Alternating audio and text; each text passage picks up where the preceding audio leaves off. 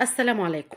البدنجان المشوي معظمنا بيحبه، بس بنكسل. هيوسخ البوتاجاز، هنشويه على عين البوتاجاز من فوق، ده هيسد العين، هنعمل في ايه؟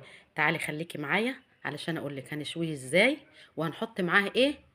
يلا نسمي الله ونصلي على الرسول عليه افضل الصلاة والسلام ونبدأ الفيديو. انا معايا كمية البدنجان اللي انا هشويها. انتوا ممكن بدنجان الاسبوع كله تجيبيه وتشويه مرة واحدة. هيقعد معاكي من اسبوع و10 ايام كمان. فرشت ورقة زبدة في الصينية بس عشان ما تغلبنيش في الغسيل، وخرمت البدنجان كده، انا غسته كده ايه بالسكينة، بحرف السكينة كده كل البدنجانية. وهشوي ايه بقى؟ طماطمتين يكونوا كبار كده عشان يستحملوا الشوي، قرن فلفل اخضر، قرن فلفل احمر، من الالوان بيدي تسكرة حلوة للبدنجان. قرنين شطة كده. وهنحطهم في الصينية وهجيب معلقة زيت واحدة بفرشة وهدهن البدنجان والشطة والفلفل والطماطم. طب ليه يا اماني بتدهنيهم زيت؟ ما تسيبهم كده يخشوا الفرن يستووا عادي كده. انا بدهنهم زيت علشان القشره، انت لما تيجي تقشري البدنجان القشره بتفرول في ايديكي وبتنزل على البدنجانه ذات نفسها، لكن الزيت بيخليها تطلع لوحدها كده من غير فرولة وما بتوسخش البدنجان. احنا هنخششه الفرن على درجة حرارة عالية، ولما يحمر من تحت، ياخد سوا من تحت، تقلبي البدنجانة او تقلبي الطماطمايه الفلفلايه لغاية ما ياخد سواه كامل. هتجي تطلعيه تقشريه. شايفة القشرة بتطلع وياك ازاي؟ لكن انت لو شويها على عين البوتاجاز من فوق ما عمرها ما هتطلع كده، والبدنجانة بيضة من جوه وشكلها حلو. هقشر البدنجان واقشر الطماطم وهقشر الفلفل كمان والشطة.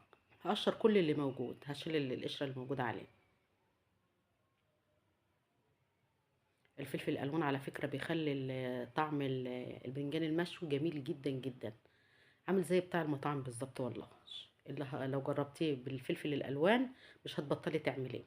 انا كده قشرت الكمية اللي عندي، شايفة لون البدنجان عامل ازاي؟ ولا فيه ثمار من القشر ولا حاجة.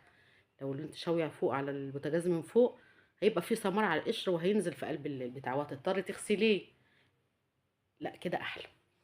هقطع بقى ده بالسكينه. لو انتوا بقى بتحب القطع كبيره هتقطعي بالسكينه، هتهرسيها بهرسه الفول. هتهرسيه ان شاء الله يكون بكوبايه، وتهرسيه وتدخلي كل المكونات دي كلها ببعضها وكده خلاص حلو. ما بتحبيش كده؟ ده على فكره ده القرن الشطه.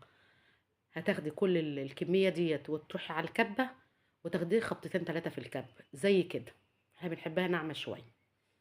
خدت خبطتين 3 في الكبة، وهنزل عليه بمعلقتين الدقة اللي انت متعودة عليها. بس الدقة بتاعتي انا لها طعم تاني. لو عايزة تعرفي الدقة بتاعتي بعملها ازاي، انا منزلة فيديو لها على القناة على اليوتيوب وعلى الفيسبوك، ممكن تتفرج عليه. وشكرا جدا للخمسة ستة اللي متابعني وبيحطوا لي تعليقات. هنزل كمان بشوية كزبرة شبت، والشبت بيخلي طعمها جميل جدا. وهنزل بمعلقة زيت واحدة على الكمية دي. يا أمان هتنزلي معلقة زيت واحدة، معلقتين ماشي مش مشكلة، معلقتين اتنين على كمية البدنجان دي. أصل أنا بقى ليا هدف في الموضوع ده. أنا طبعا مش هناكل الكمية دي كلها. أنا بشوي البدنجان بتاع الأسبوع بتاعي وبحطه في علبة في التلاجة. وأنا بحطه في علبة لازم أغطي وشه بزيت علشان ما يبص معايا. ولما بطلعه من التلاجة بحط عليه بقى الطحينة، وباخد من العلبة كده معلقتين 3 واحطهم في طبق وعليهم طحينة. بسم الله ما شاء الله وبألف